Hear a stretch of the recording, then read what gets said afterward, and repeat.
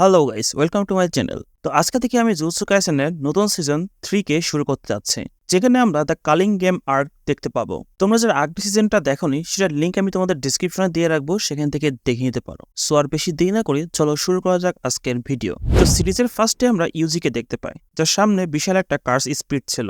তো ইউজি সেই কার্সটার থেকে পালাচ্ছিল, সে একটা বিল্ডিং থেকে আরেকটা বিল্ডিং এ জাম্প করে করে যাচ্ছিল। ঠিক তখনই সেই কাজটা ইউজিকে তার হাতের মধ্যে ধরে ফেলে, বাট হঠাৎ করে আমরা দেখতে পাই সেই কাজটাকে কেউ একজন মেরে দেয় এবং সেই কাজটা ইউজির গায়ের উপরে এসে পড়ে যায়। তো আমরা দেখতে পাই এই কাজটাকে ইউতা মেরেছিল, যে বেসিক্যালি সেখানে ইউজিকেই মারতে এসেছিল। তো তারপরে আমাদের কাহিনী পিছে চলে যায়।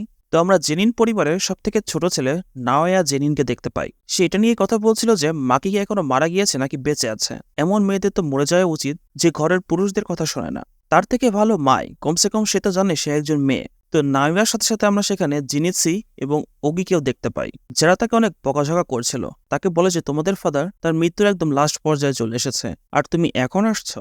নাওয়া বলে যে তাতে কি হয়েছে, সবাই জানে জেনিন পরিবারের পরের উত্তরাধিকারী আমি হব। আমার সব বড় ভাইরাই কোনো কাজেরই না। আঙ্কেল ওজি, আপনার তো কোনো ছেলেও নেই, শুধুমাত্র দুটো মেয়ে আছে আপনার। আর জেনেছি তোমার তো চেহারাটাই খারাপ, তোমার ভাই তোজির থেকে তুমি একদমই উল্টা। তো নাওয়ার কথা শুনে সে অনেক রেগে যায়, এবং অরিজিনালি তারা দুইজন স্পেশাল গ্রেড 1 এর সর্সারার। তারপরে তাদের নিউজ দেওয়া হয় যে জেনিন পরিবারের হেড নাওয়াবি জেনিন আর বেঁচে নেই। তো এখন তার রেখে যাওয়া সত্যটা পড়া হবে। তার শেষ ইচ্ছা ছিল যে তারপরে নাওয়াকে জেনিন পরিবারের হেড বানানো হোক। সব জমি জমা এবং কার্স টুল যেগুলো জুজুৎসু হায়ের লকারে রাখা আছে, সেগুলোর উপর শুধুমাত্র নাওয়ারই অধিকার থাকবে। বাট যদি কোনো কারণে সাতোরু গোজো মারা যায় অথবা সে যদি অসুস্থ হয়ে যায়, তাহলে সেখানে তোজির ইচ্ছা পূরণ করা হবে এবং মেগুমিকে জেনিন পরিবারের হেড বানিয়ে দেওয়া হবে এবং সব সম্পত্তিও তার নামে হয়ে যাবে। তো এসব শুনে নাওয়া নিতে পারে না। সে জানতে পারে যে মেগুমি এই সময় টোকিওতে আছে, সে ইউজিকেই খুঁজতে সেখানে গিয়েছে। তো নাওয়া এখানে প্ল্যান বানায় যে সে ইউজি এবং মেগুমি দুজনকেই মেরে ফেলবে। বর্তমানে টোকিওর মধ্যে লাখে লাখে কার্স স্পিড ঘোরাফেরা করছে। তো এখানে কোনো কোশ্চেনই উঠবে না যে মেগুমি কিভাবে মারা গেল। একবার যদি মেগুমি মরে যায় তাহলে তার সম্পত্তি নেওয়ার মতো আর কেউই থাকবে না, এবং জেনিন ক্ল্যানের হেড শুধুমাত্র আমিই হব। অন্যদিকে আমরা ইউজিকে দেখতে পাই যে সেখানে একলাই বসেছিল। তো জোজো তার কাছে এসে জিজ্ঞাসা করে যে সে এখন কেমন আছে। ইউজি বলে যে সে এখন ঠিক আছে, সম্ভবত সুকুনার কারণে, এবং তার পাওয়ার বেড়ে যাওয়ার বিষয়টাও সে ফিল করতে পারছে। সে ইউজিকে আবার জুজুৎসু হাই চলে যাওয়ার জন্য বলে। ইউজি বলে যে সে যেতে পারবে না, কারণ সুকুনা মেগুমির জন্য কোনো একটা প্ল্যান শিওর বানাচ্ছে, এবং আমার হাতে কতগুলো নিরীহ মানুষ মারা গিয়েছে। সো আমি আর ফিরে যেতে পারবো না।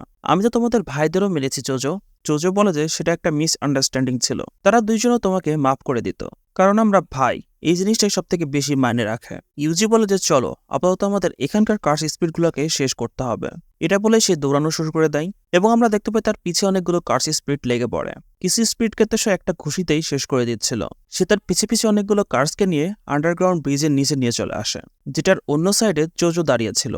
সে তার পিয়ার্সিং ব্লাড টেকনিক ইউজ করে এক শটেই সেগুলোকে মেরে ফেলে। একটা কার্স জোজোর পিছে চলে আসে, ইউজি তাকে একটা ঘুষি মেরে সেখানে শেষ করে দেয়। তো জোজো মনে মনে বলতে থাকে যে যখন তুমি আমার সাথে ফাইট করেছিলে তখনও তুমি অনেক বেশি পাওয়ারফুল ছিলে, বাট এখন তুমি তোমার কার্স এনার্জিকে কন্ট্রোল করা শিখে গিয়েছ। তুমি পুরোপুরি ঠিকও হওনি, তারপরেও তুমি একটা ডিমন গডের মতো ফাইট করছো। আমি আমার ছোট ভাইয়ের থেকে এটাই আশা করেছিলাম। সে ইউজিকে তার ফাদারের বিষয়ে কিছু বলতেই যাচ্ছিল, ঠিক তখনই সেখানে নাওয়া চলে আসে এবং জিজ্ঞাসা করা যে মেগুমি কোথায়, সে কি এখনো আসেনি, এবং তোমরা দুজন এখন এখান থেকে পালিয়ে যাওনি। ইউজি জিজ্ঞাসা করা যে আমরা পালাবো কেন।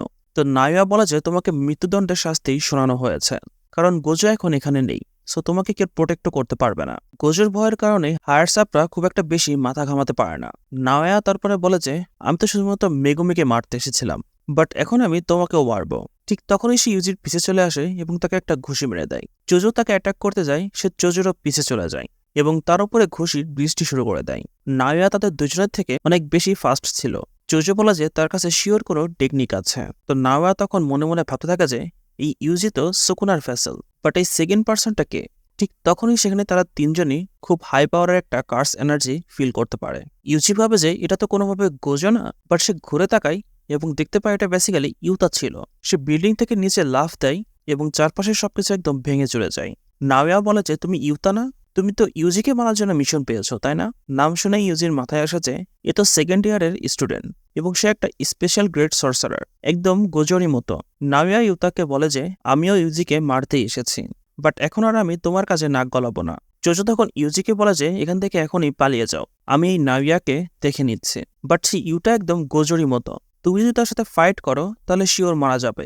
ইউজি তারপর সেখান থেকে পালানো শুরু করে দেয়। ইউটাও তার পিছে পিছে দৌড়ানো শুরু করে দেয়। ওইদিকে জোজো তার ব্লাড টেকনিক ইউজ করে নায়ার ওপর অ্যাটাক করা শুরু করে দেয়। বাট নায়া কোনোভাবে ডজ করে নেয় এবং সে তাকে বলে যে তোমার টেকনিক ব্লাড ম্যানিপুলেশন, তাই না? পিয়ার্সিং ব্লাড ম্যানিপুলেশন বাদে এর মধ্যে ভয় পাওয়ার কোনো অ্যাটাকই নেই এবং পিয়ার্সিং ব্লাডকে চার্জ করতে একটু টাইম লাগে, যার ফলে আমি তোমাকে খুব ইজিলি মারতে পারবো।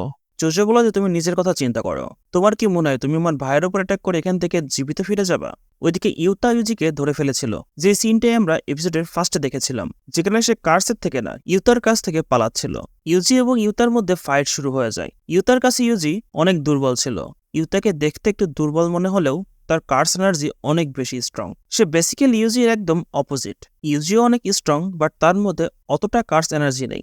ইউতা বলে যে আমার কাছে গোজো সেন্সের থেকেও অনেক বেশি কার্স এনার্জি আছে, বাট গোজোর কাছে 6 আই আছে। সে যখনই কোনো টেকনিক ইউজ করে তার এনার্জি একদমই শেষ হয় না। এই কারণেই সে নাম্বার 1। আমার কার্স এনার্জি শেষ হয়ে যেতে পারে, বাট তার কখনোই না। এটা বলে ইউতা আবার ইউজির উপর অ্যাটাক করে দেয়। ইউতার কার্স এনার্জি এত বেশি ছিল যে ইউজি বুঝতেই পারছিল না যে সে কখন কোন অ্যাটাকটা করবে। তার প্রত্যেকটা অ্যাটাক একবারেই মেরে ফেলার মতো হতে পারে এবং ইউতার ওপর কোনো অ্যাটাকেরই কোনো প্রভাবই পড়বে না। বাট ইউজিও এত তাড়াতাড়ি হার মানার বান্দা ছিল না। দেন ইউজি একটা চাকু তুলে নেয়। গোজো তাকে বলেছিল যে কিছু সর্সারার হাতিয়ারেরও ইউজ করে, বাট সেটার জন্য তাকে এনার্জি কন্ট্রোল করা জানা থাকতে হবে। দেন ইউজি তার চাকুকে সামনে এগিয়ে ইউতার কাটানাকে আটকে ফেলে। ইউটা বলে যে তুমি কাটানার উপরেই বেশি নজর দিচ্ছ। এটা বলে সে তাকে জোরে একটা ঘুষি মেরে দেয়।